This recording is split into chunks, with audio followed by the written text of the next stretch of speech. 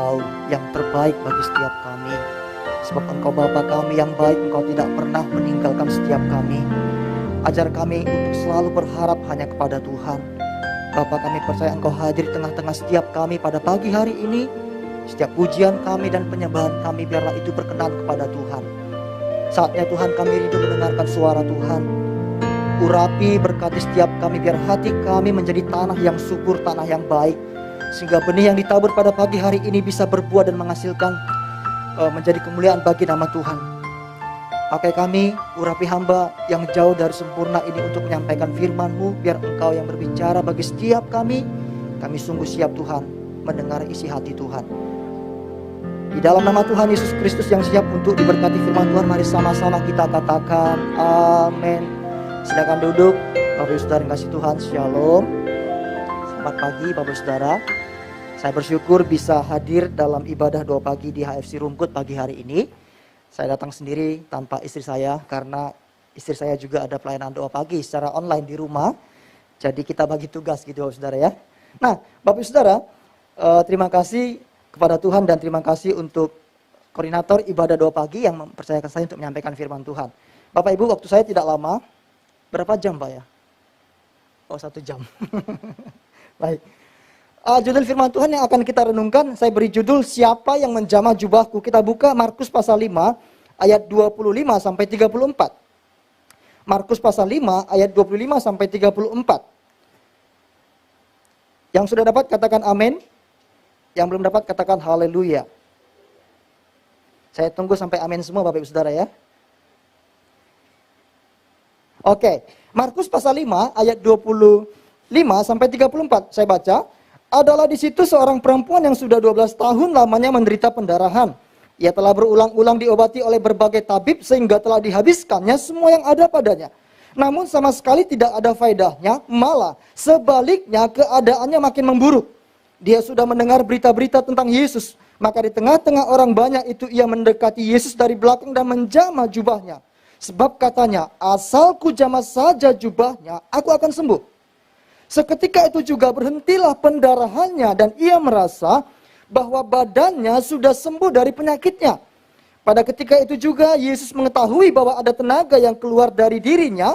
Lalu ia berpaling di tengah orang banyak dan bertanya, siapa yang menjamah jubahku? Murid-muridnya menjawab, engkau melihat bagaimana orang-orang ini berdesak-desakan dekatmu. Dan engkau bertanya, siapa yang menjamah aku? Lalu ia memandang sekelilingnya untuk melihat siapa yang telah melakukan hal itu. Ayat 33, perempuan itu yang menjadi takut dan gemetar ketika mengetahui apa yang telah terjadi atas dirinya, tampil dan tersungkur di depan Yesus dan dengan tulus memberitahukan segala sesuatu kepadanya. Maka katanya kepada perempuan itu, hai anakku, imanmu telah menyelamatkan engkau, pergilah dengan selamat dan apa? Sembuhlah dari penyakitmu. Bapak Saudara, di dalam Mazmur pasal 106 ayat 7, firman Tuhan berkata, nenek moyang kami di Mesir tidak mengerti perbuatan-perbuatanmu yang ajaib. Pemazmur menuliskan ini, karena waktu itu banyak sekali memang di antara orang Israel yang tidak mengerti perbuatan-perbuatan ajaib yang telah Tuhan lakukan bagi mereka, Bapak Saudara. Bahkan ketika Tuhan membawa mereka keluar dari Mesir, diperbudakan, Bapak Saudara, dari perbudakan di Mesir, ke tanah perjanjian, tanah Kanaan. Di tengah perjalanan mereka pun bersungut-sungut. Dan ironisnya mereka berkata, lebih baik kami kembali ke Mesir daripada mati di padang gurun ini, Bapak Saudara. Perhatikan, padahal Tuhan punya rencana yang indah bagi mereka. Mereka nggak ngerti. Proses yang Tuhan izinkan terjadi dalam hidup mereka, mereka anggap sebagai bentuk penderitaan yang Tuhan berikan bagi mereka. Mereka menganggap Tuhan membuat mereka menjadi umat yang akan binasa. Padahal tidak. Tuhan ingin menyelamatkan mereka. Amin, Bapak Saudara. Tuhan ingin memberikan mereka suatu tempat yang indah, di mana mereka bisa fokus, bisa hanya menyembah Tuhan semata. Nah, Bapak Saudara, pada dasarnya orang Kristen zaman sekarang pun banyak yang tidak mengerti mujizat, Bapak Saudara. Ada orang yang percaya mujizat terjadi, ada yang tidak percaya. Bagi orang yang percaya mujizat terjadi, mereka punya pemahaman yang keliru. Karena apa? Karena kurang membaca firman Tuhan. Orang yang kurang membaca firman Tuhan, Bapak Saudara, pemahaman dia akan Tuhan bisa keliru, Bapak Saudara. Apalagi hanya mendengar khotbah-khotbah dari pendeta yang mungkin khotbahnya tidak alkitabiah. Hanya berisi pengalaman hidup gitu kan. Suatu ketika misalkan pendeta bersaksi, Bapak Ibu Saudara, suatu ketika saya punya masalah, saya bangun jam 12 malam, saya berdoa, dan doa saya dikabulkan Tuhan. Oleh sebab itu bagi Bapak Ibu yang ingin dijawab doanya, doalah jam 12 malam. Alkitab nggak pernah ngomong begitu Bapak Saudara. Memang Tuhan bisa bekerja dengan berbagai cara. Mau jam berapapun kita doa, dia bisa. Amin Bapak Saudara. Jadi banyak sekali kok begitu kan, kesaksian-kesaksian yang tidak punya landasan Alkitabiah. Kalau kita hanya mendengar itu, Bapak Saudara, pengenalan kita akan Tuhan, bahkan perbuatan Tuhan pun akan tidak kita mengerti dengan baik seperti orang Israel ini, Bapak Saudara. Dalam kisah yang kita baca ini, Bapak Saudara, di sini dikatakan bahwa perempuan itu sedang menjama, ketika menjama jubah Yesus, ya. Lalu Tuhan bertanya, siapa yang menjama jubahku, ya kan? Lalu murid-muridnya dengan polosnya menjawab begini, Tuhan, engkau lihat loh orang-orang ini berdesak-desakan. Masakan engkau masih bertanya siapa yang menjama? Ya siapa aja bisa dong. Uang kita ini loh berdesak-desakan gitu kan. Apa perlunya bagi engkau mengetahui siapa yang menjama jubahmu? Tapi Tuhan tidak puas dengan jawaban muridnya. Di dalam ayat berikutnya Alkitab berkata, dia melihat sekelilingnya untuk mencari tahu siapa yang menjama apa? Jubahnya. Jadi kita lihat rasa keinginan tahunan Tuhan tentang siapa yang menjama jubahnya ini penting, Bapak Saudara. Kenapa sampai Tuhan itu harus berhenti? Padahal kisah ini dituliskan ketika Tuhan sedang menuju rumah siapa? Yairus. Di mana anaknya sedang sakit menderita dan hampir mati, Bapak Saudara. Dan benar, setelah Tuhan berhenti ingin mengetahui siapa yang menjama jubahnya, akhirnya anak perempuan Yairus mati, Bapak Saudara. Tapi dibangkitkan Tuhan. Dalam perjalanan ingin menyembuhkan anak Yairus, Tuhan harus berhenti ingin mencari tahu siapa yang menjama jubahnya. Berarti ada sesuatu yang penting yang ingin Tuhan sampaikan kepada mereka waktu itu dan kepada kita saat ini. Amin, Saudara. Siapa yang menjama jubahku, kata Tuhan. Apa yang ingin Tuhan ajarkan, Saudara? Sebenarnya yang ingin Tuhan ajarkan adalah tentang mukjizat. Yang pertama, mukjizat masih ada yang percaya, katakan amin. Ayat 29. Seketika itu juga berhentilah pendarahannya dan ia merasa bahwa apa? Badannya sudah sembuh, Bapak Saudara. Dari apa? Dari penyakitnya. Perempuan ini dicatat mengalami sakit pendarahan berapa tahun, Saudara? 12 tahun. Itu bukan waktu yang singkat, Saudara. 12 tahun itu dari 0 sampai 12 tahun itu sudah termasuk remaja awal mungkin ya, Saudara ya. Sudah cukup remaja kan, Saudara. Sudah gede kan, Saudara. Itu bukan waktu yang singkat. 12 tahun perempuan ini mengalami pendarahan, Saudara. Saya bukan perempuan mungkin yang gak pernah mengalami sakit pendarahan. Tapi dari berbagai literatur dan kesaksian yang saya dengarkan, pendarahan itu sangat menyakitkan sekali, membuat orang itu memang sudah loyo dan layu, capek gitu, Saudara. Sakit, Saudara. Bukan 1-2 tahun, tapi berapa tahun, Saudara? Bahkan Alkitab berkata dia sudah mengunjungi berbagai tabib, mungkin tabib yang hebat pada waktu itu dia sudah datangi, Saudara. Tapi dikatakan Alkitab yang paling ironis yang dikatakan gini, Saudara, bahwa nothing better get worse, justru tidak membaik, malah semakin buruk, Bapak Saudara. Nah ini perhatikan.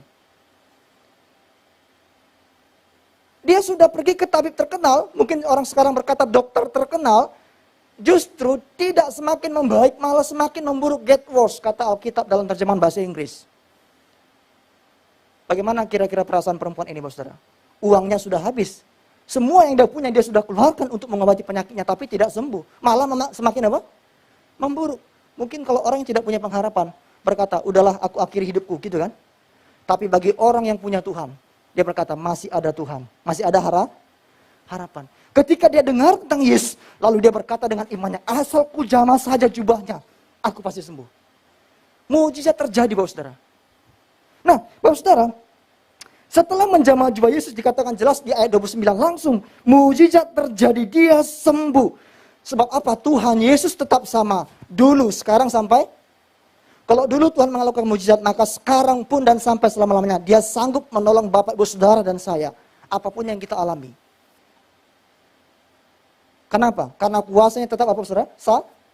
Masalahnya kenapa sekarang kok kita seolah-olah melihat bahwa mukjizat Tuhan itu sangat sedikit atau mungkin jarang terjadi dibandingkan dengan dulu gitu ya. Bukan masalah Tuhannya, karena Alkitab berkata, ya jelas Tuhan Yesus tetap sama. Mungkin yang menjadi masalah adalah iman kita sebagai orang Kristen. Dunia yang sekarang ini serba hebat ini membuat kita lupa Tuhan. Membuat iman kita justru tergerus, terkikis perlahan-lahan, Bapak Saudara. Tanpa kita sadari. Ya kan? Nah, Iman yang seperti itu, Bapak Saudara, iman yang tidak penuh kepada Tuhan itu, bagaimana Tuhan melakukan mujizat bagi setiap kita? Jadi masalahnya bukan di Tuhan, tapi di kita manusia. Mari kita introspeksi diri kita. Apakah kita setiap hari berdoa, Tuhan, biarlah imanku tetap bertumbuh dan bertambah. Bahkan Paulus berkata, dia rindu memiliki iman yang sempurna. Artinya apa? Kita dalam hidup sebagai manusia di dalam muka bumi ini, Bapak Saudara, mari setiap hari menumbuhkan iman kita. Lewat apa, Saudara? Tidak ada lagi yang lain. Persekutuan dengan Tuhan, membaca firman Tuhan, berdoa. Seperti yang kita lakukan pagi ini. Ini salah satu bentuk kita menumbuhkan apa? Iman kita kepada Tuhan. Makanya, Saudara, ibadah itu mengandung janji. Baik untuk hidup sekarang maupun hidup yang akan. Hanya orang yang beribadah dan dekat Tuhan yang punya janji Tuhan. Dan ketika dia punya janji Tuhan, percaya, Saudara, apapun yang dia alami, dia tidak akan gentar. Karena Tuhan berjanji akan menyertai kita. Janji itu dia pegang. Tuhan menolong kita. Janji itu yang dia pegang. Masalah boleh datang, nggak apa-apa. Hampiri saya. Tapi Tuhan bersama dengan saya. Jika Tuhan di pihakku, siapa yang menjadi? Ada sebuah kisah, Bapak Saudara. Seorang dokter bernama Lin Ting Tung, gitu ya. Dari namanya mungkin bukan dari Indonesia, gitu ya. Lin Ting Tung. Seorang dokter Kristen pertama, orang Taiwan, Bapak Saudara. Dia bekerja di sebuah rumah sakit yang didirikan oleh Dr. Maxwell, seorang misionaris dari Inggris. Kisah ini kisah nyata, Bapak Saudara. Mungkin Bapak Saudara pernah baca mungkin ya. Suatu ketika seorang anak berlari-lari ke rumah sakit di mana Dr. Lin Ting Tung itu melayani. Dan dengan nafas yang terengah-engah dia berkata, "Dok, tolong bantu saya. Mama saya demam karena sakit malaria. Jadi hampir mati. Mamanya sudah tidak tertolong." Dia berkata, "Aku kesini 2 jam perjalanan jauhnya. Harus melewati hutan, melewati rintangan tanpa kendaraan. Berlari-lari, Saudara." Lalu si sang dokter meminta si anak ini pergi ke apotek dan mempersilahkan supaya apoteker itu memberikan apa? Obat, Saudara. Lalu karena anak ini saking senangnya dia langsung lari pulang, Saudara. Dia lari pulang. Beberapa jam kemudian, hampir 2 jam, artinya dia hampir sampai di rumahnya. Ketika rumah sakit akan tutup, Saudara, ini sudah sore. Mereka melihat ternyata obat yang harusnya dibawa oleh anak itu masih ada di meja, Saudara. Dan dilihat yang dibawa anak itu ternyata desinfektan untuk membersihkan alat-alat medis. Bayangkan kalau diminum oleh ibu itu. Lalu sang apoteker segera melapor kepada dokter Lin Ting Tung, dan dokter Lin Ting Tung pun melapor kepada dokter Maxwell. Dokter Maxwell berkata, mulai sekarang desinfektan jangan ditaruh lagi di apa? Di atas meja. Lalu mereka berkata, dokter Maxwell berkata, mari kita berdoa bersama-sama. Mereka berkata, Tuhan ampuni kami atas kecerobohan kami. Kami berdoa, Tuhan tolong cegah ibu itu untuk meminum desinfektan. Oh saudara, lalu mereka berkata, amin. Mereka nggak tahu apa yang terjadi. Besok paginya, anak itu datang dengan menangis. Wah, dalam hati mereka, mungkin mamanya sudah mati kan. Ternyata anaknya menangis minta maaf. Dok, saya minta maaf. Kenapa? Obat yang kemarin saya bawa dari rumah sakit, jatuh, pecah karena saya berlari-lari. Bapak saudara, bagaimana perasaan orang-orang di rumah sakit itu? Senang sekali. Untung Bapak saudara, si ibu tidak jadi meminum desinfektan. Mereka percaya, mujizat masih terjadi. Amin Bapak saudara. Bapak saudara, apapun masalah kita saat ini, mungkin orang di luar sana meragukan Tuhan. Tapi kita anak Tuhan, kita lebih daripada pemenang. Bapak saudara, mujizat Tuhan bisa Tuhan nyatakan bagi kita sesuai dengan kehendak Tuhan. Bukan kehendak kita dan keinginan kita, amin. Mujizat memang masih ada, tapi ingat itu bekerja seturut dengan kehendak Tuhan, bukan kemauan kita. Nah, oleh sebab itu Bapak saudara, mari kita tetap percaya kepada Tuhan, supaya kita menjadi orang-orang yang berkata, mujizat masih ada bagiku. Yang kedua, apa yang Tuhan ajarkan melalui peristiwa ini? Sampai Tuhan harus tahu siapa yang menjamah jubahnya. Sebenarnya di ayat 30 Tuhan ingin mengajarkan bahwa dialah sumber apa? Ayat 30, mari kita baca Bapak saudara. Ayat 30. Dikatakan demikian, Markus 5 ayat 30. Pada ketika itu juga Yesus mengetahui bahwa ada tenaga yang keluar dari dirinya. Lalu ia berpaling di tengah orang banyak dan bertanya, siapa yang menjamah jubahku? Alkitab berkata, saudara, bahwa kuasa tenaga itu keluar dari mana? Dari diri Tuhan atau dari jubahnya? Dari dirinya, saudara, bukan jubahnya. Jadi bukan jubah Tuhan yang menyembuhkan. Itu hanya sebagai sarana, Bapak saudara. Karena apa? Karena banyak orang yang berpikiran bahwa jubah Tuhan yang menyembuhkan. Kuasa itu keluar dari jubah Tuhan. Kalau orang sekarang mungkin menganggap minyak urapan menjadi sumber mujizat gitu kan. Padahal minyak urapan itu hanya sebagai sarana. Kita berdoa tanpa minyak urapan, dengan minyak urapan pun Tuhan bisa melakukan mujizatnya, amin. Karena sumber mujizat bukan minyaknya, tapi Tuhannya. Ada banyak orang datang ke gereja untuk mencari minyak urapan, hanya untuk mencari sesuatu yang bisa dia gunakan atau dia anggap sebagai benda-benda magis gitu kan, dia simpan dan dianggap menjadi sumber mujizat. Salah, saudara. Apapun Tuhan bisa pakai. Paulus, kain yang digunakan Paulus bisa menyembuhkan orang. Apakah kainnya yang menyembuhkan? Tidak, itu hanya sarana. Sumber mujizat siapa? Tuhan, saudara. Petrus, bayangan Petrus ketika mengenai orang sakit, bukan bayangan yang menyembuhkan. Itu hanya sarana yang Tuhan gunakan. Tuhan ingin menunjukkan kuasanya. Apapun Tuhan bisa pakai untuk melakukan mujizat bagi kita. Karena satu-satunya sumber mujizat siapa? Pribadi Yesus. Bapak saudara, dikatakan dalam bahasa Inggris gini. Somebody touch me for I perceive power going out from me. Lukas berkata, kuasa keluar dari dalamku, kata Tuhan. Dari aku. Jadi bukan dari jubahnya, Bapak saudara. Ini yang harus kita perhatikan baik-baik, Bapak saudara. Jangan kita salah persepsi tentang mujizat Tuhan. Kita seringkali menganggap benda-benda yang mungkin pernah digunakan oleh hamba Tuhan sebagai sarana untuk menyembuhkan kita atau melakukan sesuatu yang luar biasa, kita anggap itu sebagai sesuatu yang magis. Lalu kita anggap itulah sumber mujizat. Salah, Bapak saudara. Nah, kita lihat kisah orang Israel, Bapak saudara. Saya tidak akan membaca, nanti Bapak saudara bisa baca ya, di rumah, Bapak saudara. Jadi, Yesus tidak ingin perempuan ini dan orang yang menyaksikan mujizat itu mengira bahwa kuasanya keluar dari jubah Tuhan Yesus. Kalau kita baca dalam Markus pasal 6 ayat 56, orang-orang setelah tahu bahwa perempuan itu sembuh karena menjamah jubah Yesus, mereka lalu mengumpulkan banyak orang sakit, lalu mereka berkata, kami ingin hanya menjamah jubahnya Yesus, memang sembuh, Bapak saudara. Tapi motivasi mereka itu hanya ingin menjamah jubah Yesus saja. Tidak ingin mendengarkan pengajaran Yesus. Jadi mereka menganggap mujizat Tuhan itu bisa menyembuhkan. Udahlah, ayo kita kumpulkan orang sakit, kita jamah saja jubah Tuhan. Kita nggak perlu dengarkan pengajaran dia. Dalam Markus pasal 6 ayat 56, nanti Bapak saudara bisa baca. Lalu dalam 2 Raja-Raja 18 ayat 4, Bapak saudara, itu sama dengan kisah bilangan pasal 2 ayat 21 ayat 9 tentang, Bapak saudara mungkin ingat, ketika orang Israel dalam perjalanan dari Mesir ke tanah Kanaan, mereka bersungut-sungut lalu Tuhan mengirimkan ular tedung. Memagut siapa yang bersungut-sungut kan? Mati. Lalu mereka memohon kepada Musa. Musa, tolong ampuni kami, sampaikan kepada Allah. Supaya Allah mengampuni kami. Lalu Musa berdoa sebagai perwakilan bangsa Israel. Memohonkan ampun dan Tuhan berkata, buatlah ular tembaga. Siapa yang memandang ular itu akan sembuh. Ular tembaga ini tipologi dari pengorbanan Tuhan di kayu salib dalam Yohanes pasal 4. Bapak saudara. Sebagaimana Musa meninggikan ular tembaga, demikianlah anak manusia ditinggikan. Kata Yohanes dalam Yohanes pasal 4. Jadi ular tembaga yang dibuat oleh Musa itu tipologi Kristus. Siapa yang memandang kepada ular ini tidak akan mati. Kata Allah. Dan benar, mereka nggak mati. Dan ini menggambarkan bahwa siapa yang percaya dan memandang kepada Yesus, dia tidak akan mendapatkan kebinasan kekal. Amin, saudara. Tapi masalahnya ternyata orang Israel dalam 2 Raja-Raja 18 ayat 4. Membawa ular itu dan memberikan persembahan kepada ular itu, saudara. Ular tembaga yang dibuat Musa itu loh, saudara. Zaman Raja Hizkia. Hizkia pun menghancurkan itu semua. Bayangkan, saudara, berapa tahun, saudara? Dari zaman perjalanan dari Mesir sampai Raja Hizkia itu berapa tahun, saudara? Lama. Sampai Raja Hizkia mereka masih menyimpan ular itu lalu memberikan apa? Persembahan. Mereka menganggap ular ini luar biasa loh. Patung ini luar biasa loh. Dulu nenek moyang kita di padang gurun gak jadi mati ketika mandang ular. Bayangkan. Makanya Musa berkata, orang Israel gak ngerti perbuatan Tuhan. Mereka berpikir ular itu yang bukan ular itu yang menyembuhkan, bukan patungnya, saudara. Nah, ini yang terjadi, saudara. Dan memang kita sadari bahwa kita pun banyak yang seperti ini. Ya kan? Bapak saudara yang terkasih, ini tadi yang saya katakan tadi. Mereka menyebutkan ular itu dengan nama apa? Nehustan.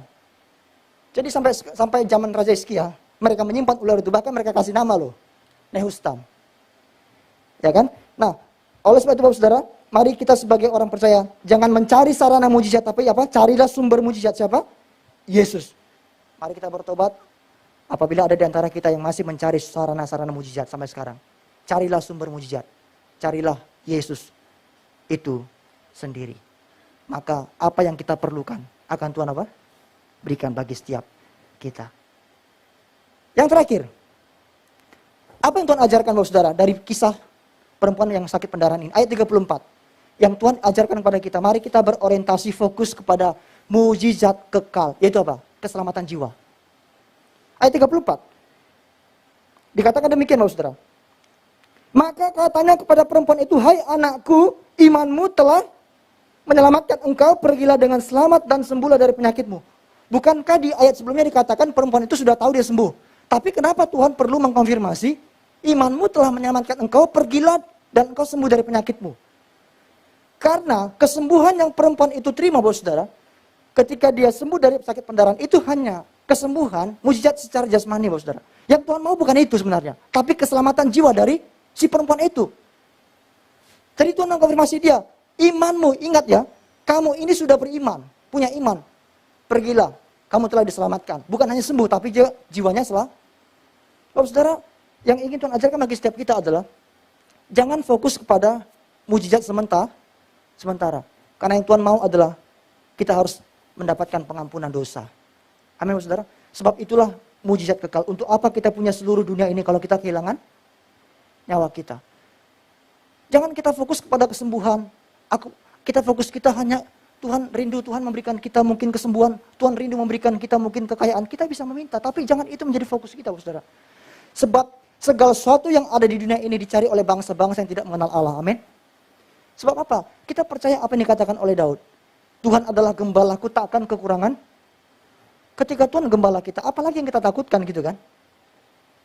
Dia menuntun kita, tidak mungkin Tuhan menuntun kita di jalan yang salah, saudara. Meskipun bagi kita salah. Karena kita terbatas manusia. Tapi dia yang maha tahu. Dia tidak pernah salah menuntun kita. Makanya Alkitab berkata, jalanku bukan jalanmu. Rancanganku bukan rancanganmu. Dan percaya jalan dan rancangan Tuhan yang sempurna dan terbaik bagi setiap kita. Bapak saudara terkasih dalam nama Tuhan Yesus Kristus.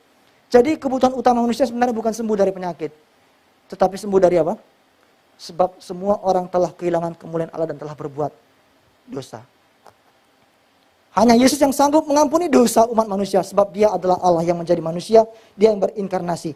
Manusia tidak bisa selamat Bapak Saudara dengan melakukan perbuatan baik. Tidak akan bisa Bapak Saudara. Inilah bedanya kita iman Kristen dengan orang-orang lain. Orang lain mengajarkan kita harus berbuat ini dan itu untuk mendapatkan keselamatan. Dan itu tidak akan mungkin. Sebab keselamatan itu hanya anugerah. Amin Bapak Saudara. Oleh sebab itu Bapak Saudara, jangan kita sebagai orang Kristen hanya fokus untuk mujizat sementara. Saya percaya hidupnya dia berikan bagi kita, apalagi yang lain Bapak Saudara yang kita butuhkan. Masakan dia tidak mau? Masakan dia menahan-nahannya? Amin Bapak Saudara. Dirinya dia berikan, mujizat terbesar telah dia berikan, apalagi mujizat kecil, kesuksesan, ya kan? Keluarga yang harmonis, kesembuhan dari penyakit, masalah apapun yang kita alami, masakan dia tidak menolong kita? Amin Bapak Saudara. Dia pasti menolong kita. Tapi yang penting pastikan bahwa ada Yesus di hati kita. Bahwa kita telah diselamatkannya. Bahwa kita punya iman yang menyelamatkan. Bukan iman yang merasa. Kita merasa selamat karena kita sudah ke gereja sekian tahun gitu kan. Kita merasa sudah menjadi anak Tuhan karena kita sudah melayani sekian tahun. Belum tentu Bapak Saudara. Ada banyak orang yang melayani Tuhan. Tapi dia tidak punya iman kepada Tuhan. Hati-hati. Oleh sebab itu fokuslah kepada keselamatan jiwa kita. Tetap kerjakan keselamatan kita. Bekerja untuk Tuhan. Sampai dia datang dan berkata, syabaslah hai anakku yang setia. Oleh sebab itu Bapak Saudara, mari kita fokus kita mungkin selama ini kepada perkara-perkara dunia. Hari ini kita belajar untuk fokus kepada perkara surga yang kekal, yaitu keselamatan jiwa kita dan apa yang menjadi kehendak Tuhan bagi setiap kita. Amin firman Tuhan. Tuhan memberkati kita semua. Mari kita tundukkan kepala kita bisa bangkit berdiri. Kita renungkan firman Tuhan, Bapak Saudara. Biar Roh Kudus yang berbicara bagi setiap kita. Apa yang Bapak Saudara alami saya tidak tahu, tapi Tuhan tahu. Dia ada di tengah-tengah setiap kita. Apa yang kita butuhkan dia akan berikan menurut kekayaan dan kemuliaannya. Terima kasih Tuhan, percaya mujizat masih ada. Percaya bahwa Yesus satu-satunya sumber mujizat. Dan mari kita berorientasi, berfokus pada mujizat kekal, itu keselamatan jiwa kita. Terima kasih. Haleluya. Terima kasih Tuhan Yesus. Dia mengerti. Dia peduli persoalan yang kita terjadi. Katakan dia mengerti. Dia mengerti, Dia peduli, Dia peduli. Persoalan yang kita alami, namun satu yang Dia minta, namun satu yang Dia minta, agar kita percaya sampai mujizat menjadi